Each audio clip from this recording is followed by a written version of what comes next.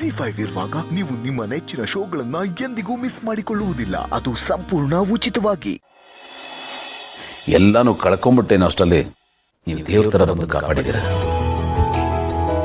ಇಲ್ಲೇ ಹೋಗಿದ್ರೆ ನಮ್ಮಪ್ಪ ನನ್ನ ಮೇಲೆ ಇಟ್ಟಿದ್ದ ನಂಬಿಕೆನ ನಾನು ಕಳ್ಕೊಂಡಾಗ ಆಗ್ತಿತ್ತು. Thank you so much. Gautam ಅವ್ರೆ, ಪ್ಲೀಸ್ ನೀವು ಥ್ಯಾಂಕ್ಸ್ ಎಲ್ಲ ಹೇಳ್ಬೇಡಿ. ನೀವು ಬೇರೆ ಅಲ್ಲ, ನಾನು ಬೇರೆ ಅಲ್ಲ. ಇನ್ಫ್ಯಾಕ್ಟ್ ನಾನು ನಿಮಗೋಸ್ಕರ ಏನೇ ಮಾಡಿದ್ರು ಅದು ನಾನು ನನಗೋಸ್ಕರ ಮಾಡ್ತಾರೆ. ಇದು ನನ್ನ ಕರ್ತವ್ಯ. ಹೌದು, ನಿಮ್ಗೆ ಆ ಫೈಲ್ ಎಲ್ಲಿ ಸಿಕ್ತು? ಅಲ್ಲೇ ಲಾಕರ್ ಹಿಂದೆ ಇತ್ತು.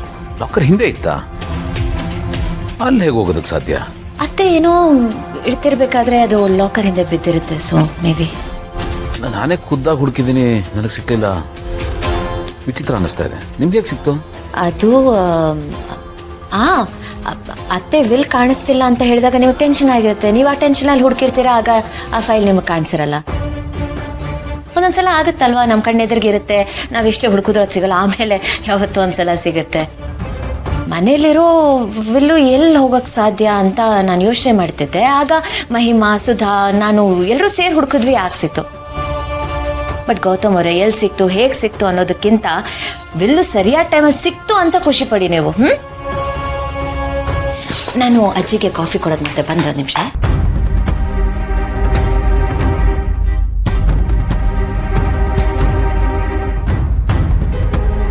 ಆಕೆ ಅತ್ತೆ ನನಗೇನು ಹೇಳೋದಕ್ಕೆ ಟ್ರೈ ಮಾಡ್ತಿದ್ದಾರೆ.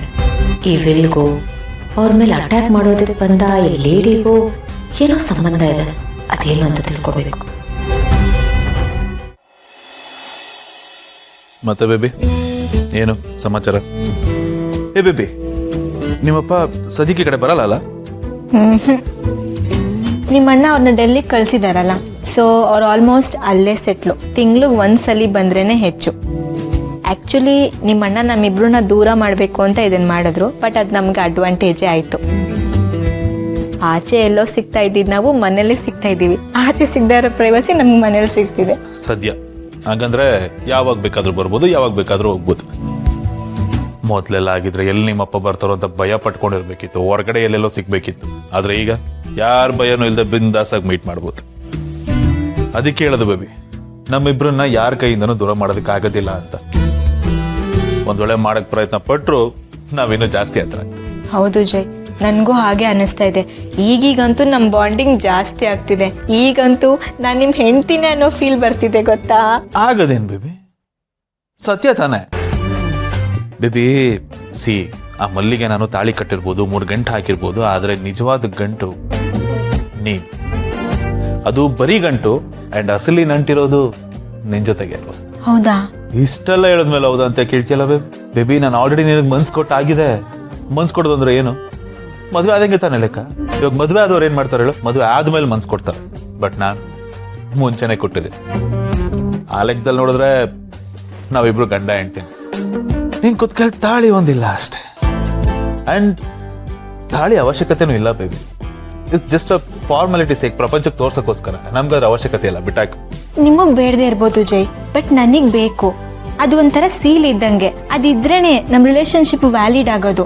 ಇಲ್ಲ ಅಂದ್ರೆ ಈ ಜನ ಎಲ್ಲ ಸೇರ್ಕೊಂಡು ಇದಕ್ಕೆ ಬೇರೆನೆ ಅರ್ಥ ಕೊಡ್ತಾರೆ. ಜನರ ಬಗ್ಗೆ ಯಾಕೆ ಬೇಬಿ ತಲೆ ಕೆಡ್ಸ್ಕೊತೀಯ ನೀನು? ಅವ್ರೇನ್ ಬಂದು ನಿನಗೆ ಊಟ ಆಗ್ತಾರೆ, ಅದು ಖರ್ಚಿಗೆ ಕಾಸು ಕೊಡ್ತಾರ? ಇಲ್ಲ ತಾನೆ? ಸೊ ನಮ್ ಲೈಫ್ ನಮ್ ಇಷ್ಟ, ನಿಮಗೇನು ಕಷ್ಟ ಅಂತ ಬಿಂದಾಸಾಗಿ ಇದ್ಬಿಡ್ಬೇಕು ಬೇಬಿ. ಸೊ ನಾವು ಇಗ್ನೋರ್ ಮಾಡಬೇಕು, ಯಾರಿಗೂ ತಲೆ ಕೆಡಿಸ್ಕೋಬಾರ್ದು. ಅವಾಗ ಅವ್ರು ಪಡಗೋರು ತೆಪ್ಪಗಿರ್ತಾರ ಅಷ್ಟೇ. ಅದು ಹೇಳೋದು ಈಸಿ ಜೈ, ಬಟ್ ರಿಯಾಲಿಟಿಲಿ ಬದುಕೋದು ತುಂಬಾ ಕಷ್ಟ. ನೀವು ಬಾಯ್ಸ್ ಹೇಗ್ ಬೇಕಾದ್ರೂ ಇರ್ಬೋದು, ಬಟ್ ನಾವು ಗರ್ಲ್ಸ್ ಆಗಿ ಇರೋಕ್ಕಾಗತ್ತಾ? ಸ್ವಲ್ಪ ಫಾರ್ವರ್ಡ್ ಆಗಿ ಜಾಲಿಯಾಗಿ ಇದ್ರೆ ಇವಳು ಅಂಥವಳು ಇಂಥವಳು ಅಂತ ಸ್ಟಿಕ್ಕರ್ ಅಂಟಿಸ್ತಾರೆ. ಅದಕ್ಕೆ ಹೇಳಿದ್ದು, ಆದಷ್ಟು ಬೇಗ ನಿಮ್ಮ ಹೆಂಡತಿ ಪೋಸ್ಟ್ನ ನನಗೆ ಕೊಟ್ಬಿಡಿ. ಒಂದೊಂದ್ಸಲಿ ಅಂತೂ ನನಗೇನು ಅನ್ಸುತ್ತೆ ಅಂದರೆ, ನಾವು ಲವ್ ಮಾಡ್ತಾ ಇದ್ದೀವೋ ಸ್ಮಗ್ಲಿಂಗ್ ಮಾಡ್ತಾ ಇದ್ದೀವೋ ಅಂತ ಅನ್ಸುತ್ತೆ. ಎಷ್ಟು ಗಿಲ್ಟ್ ಆಗುತ್ತೆ ಗೊತ್ತಾ? ಡೋಂಟ್ ವರಿ ಬೇಬಿ, ನೀನೇ ನೋಡ್ತಿದ್ಯಾ ತಾನೆ ಏನೇನೆಲ್ಲ ನಡೀತಾ ಇದೆ ಅಂತ. ನಾನು ಅಂದ್ಕೊಂಡಿದ್ದೆ ಒಂದು, ಮತ್ತು ಆಗಿದ್ದೆ ಇನ್ನೊಂದು. ಎಲ್ಲ ನಾನು ಅಂದ್ಕೊಂಡಂಗೆ ಆಗಿದ್ದಿದ್ರೆ ಇಷ್ಟೊತ್ತಿಗೆ ಆಲ್ರೆಡಿ ನೀನು ನನ್ನ ಹೆಂಡತಿ ಆಗಿರ್ತಿದ್ದೆ ಬೇಬಿ. ಇವಾಗ ಆಗದೆ ಇದ್ರೆ ಏನಂತೆ ಬೇಬಿ, ಮುಂದಕ್ಕೊಂದಿನ ನನ್ನ ಹೆಂಡತಿ ಆಗೋಳೆ. ಬಟ್ ಐ ಪ್ರಾಮಿಸ್ ಬೇಬಿ, ಅಲ್ಲಿವರೆಗೂ ನಿನಗೆ ಕೊಡಬೇಕಾಗಿರೋ ಟೈಮ್ನ ಇಂಪಾರ್ಟೆನ್ಸ್ನ ನಾನು ಕೊಟ್ಟೆ ಕೊಡ್ತೀನಿ. Thank you so much. ಮತ್ತೆ ಮನೆಗೆ ಹೋಗಲ್ವಾ? ಹೇಗಿದ್ರು ಆ ಪೀಡೆ ಮನೇಲಿ ಇಲ್ವಲ್ಲ ಬೇಬಿ, ಸೊ ಆರಾಮಾಗಿ ಇಲ್ಲೇ ಸ್ವಲ್ಪ ಹೊತ್ತಿದ್ದು ಹೋಗ್ತೀನಿ. ಬಟ್ ಮನೆಯವ್ರಿಗೆ ಯಾರಿಗಾದ್ರೂ ಡೌಟ್ ಬಂದರೆ? ಏನ್ ಡೌಟ್ ಬರುತ್ತೆ, ಎಲ್ಲೋ ಹೋಗಿದ್ದಾನೆ ಬರ್ತಾನೆ ಅನ್ಕೋತಾರೆ. ಹಾಗೂ ಒಂದ್ ವೇಳೆ ಕೇಳಿದ್ರು ಮಾಮೂಲಿ ಏನೋ ಒಂದು ರೀಲ್ ಬಿಟ್ಟು ಮ್ಯಾನೇಜ್ ಮಾಡ್ತೀನಿ. You don't worry.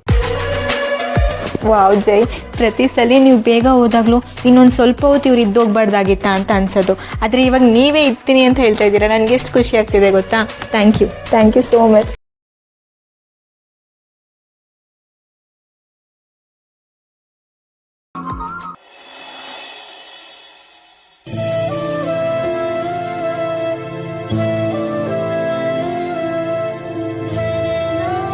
ಸಾರಿ ಮಹಿ, ನನ್ನಿಂದ ತುಂಬಾ ದೊಡ್ಡ ತಪ್ಪಾಗೋಯ್ತು. ನಾನು ನಿನ್ನನ್ನು ಕೇಳಿದೆ ಆ ಶೇರ್ ಪೇಪರ್ಸ್ನ ಕೊಟ್ಟಿದ್ದು ತುಂಬಾ ದೊಡ್ಡ ತಪ್ಪು. ನೀನು ನನ್ನನ್ನು ನಂಬಿ ಸೇಫ್ ಆಗಿರಲಿ ಅಂತ ಆ ಪೇಪರ್ಸ್ನ ಕೊಟ್ಟಿದ್ದೆ. ಆದರೆ ನಿನ್ನ ನಂಬಿಕೆನ ನಾನು ಮಿಸ್ಯೂಸ್ ಮಾಡಿಕೊಂಡೆ. ನನಗೆ ಒಂಥರ ಆಗ್ತಿದೆ, ನಾನು ಈಗ ಮಾಡಿಬಿಟ್ನಲ್ಲ ಅಂತ. ನಂಬಿಕೆ ಅನ್ನೋದು ತುಂಬ ದೊಡ್ಡದು ಮಹಿ. ಒಂದ್ಸಲ ಅದನ್ನು ಕಳ್ಕೊಂಡ್ರೆ ಯಾವುದೂ ಮೊದಲಿನ ಥರ ಇರೋದಿಲ್ಲ. ನೀನೇನು ಹೇಳಲ್ಲ, ಆದರೆ ನಿನ್ನ ಮನಸ್ಸಿನ ಯಾವುದೋ ಮೂಲೆಯಲ್ಲಿ ಅದು ಇದ್ದೇ ಇರುತ್ತೆ, ನಾನು ಈಗ ಮಾಡ್ಬಿಟ್ನಲ್ಲ ಅಂತ. ಅಪನಂಬಿಕೆ ಅನ್ನೋದು ಹುಟ್ಕೊಂಡು ಬಿಟ್ಟಿರತ್ತೆ.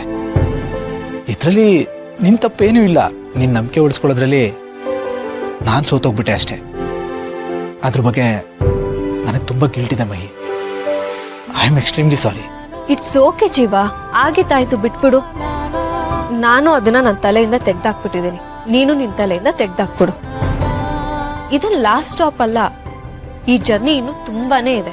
ಆ ಮಹಿ, ಹೌದು, ಬಟ್ ಸ್ಟಿಲ್ ಗಿಲ್ಟ್ ಅನ್ನೋದು ಇದ್ದೇ ಇರುತ್ತಲ್ವಾ, ಅದಷ್ಟು ಈಸಿಯಾಗಿ ಹೋಗಲ್ಲ ಮಹಿ. ನಿನ್ನ ನೋಡಿದಾಗೆಲ್ಲ ನಾನು ಮಾಡಿದ ತಪ್ಪು ನನ್ನ ಕಣ್ಮುಂದೆ ಬರ್ತಾನೆ ಇರುತ್ತೆ. ಎಷ್ಟೇ ಬೇಡ ಅಂತ ಅವಾಯ್ಡ್ ಮಾಡಿದ್ರೂ ನನ್ನ ಮೈಂಡ್ಗೆ ಬಂದೇ ಬರುತ್ತೆ. ತಪ್ಪು ಮಾಡೋದು ಈಸಿ ಮಹಿ, ನಮಗೆ ಗೊತ್ತಿಲ್ಲದೆ ಅದು ಆಗ್ಬಿಡತ್ತೆ. ಅದಾದ್ಮೇಲೆ ಗಿಲ್ಟ್ ಆಗುತ್ತಲ್ಲ, ಅದನ್ನ ಓವರ್ಕಮ್ ಮಾಡೋದು ಅಷ್ಟು ಈಸಿ ಅಲ್ಲ. ಗುಡ್. ಸ್ವಲ್ಪ ಗಿಲ್ಟ್ ಇರೋದು ಒಳ್ಳೇದು, ಅದು ನಮ್ಮನ್ನ ರೈಟ್ ಟ್ರ್ಯಾಕ್ ಅಲ್ಲಿ ಇರೋದಕ್ಕೆ ಹೆಲ್ಪ್ ಮಾಡುತ್ತೆ. ಆದ್ರೆ ಅದೇ ಅತಿ ಆಗ್ಬಾರ್ದು, ಅದು ಒಳ್ಳೇದಲ್ಲ. ಈಗ ನೀನ್ ಸಾರಿ ಕೇಳ್ದೆ ಅಲ್ವಾ, ನಿನ್ ತಪ್ಪು ನಿನಗ್ ಗೊತ್ತಾಯ್ತಲ್ವಾ, ಅದನ್ನ ಸರಿ ಮಾಡ್ಬೇಕು ಅನ್ನೋ ಮನ್ಸಿದೆ ಅಲ್ವಾ, ಅಷ್ಟು ಸಾಕು. ಇನ್ನೇನು ಓವರ್ ಥಿಂಕ್ ಮಾಡಕ್ ಹೋಗ್ಬೇಡ. Mistakes happen. ಒಂದೊಂದ್ಸರಿ ನಾನ್ ತಪ್ಪು ಮಾಡ್ತೀನಿ, ಒಂದೊಂದ್ಸರಿ ನೀನ್ ತಪ್ಪು ಮಾಡ್ತೀಯ. ನಮ್ ಮಿಸ್ಟೇಕ್ಸ್ ನ ಸರಿ ಮಾಡ್ಕೊಂಡು ಹೋಗ್ತೀವಲ್ಲ, ದಟ್ ಈಸ್ ಇಂಪಾರ್ಟೆಂಟ್.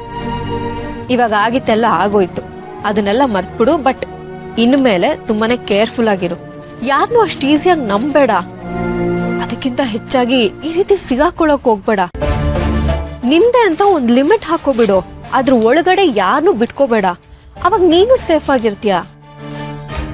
ಸೊ ಇನ್ಮೇಲಿಂದ ದಯವಿಟ್ಟು ನೀನು ತುಂಬಾ ಹುಷಾರಾಗಿರು. ಓಕೆ, ಇನ್ಮೇಲಿಂದ ಕೇರ್ಫುಲ್ ಆಗಿರ್ತೀನಿ ಬಿಡು.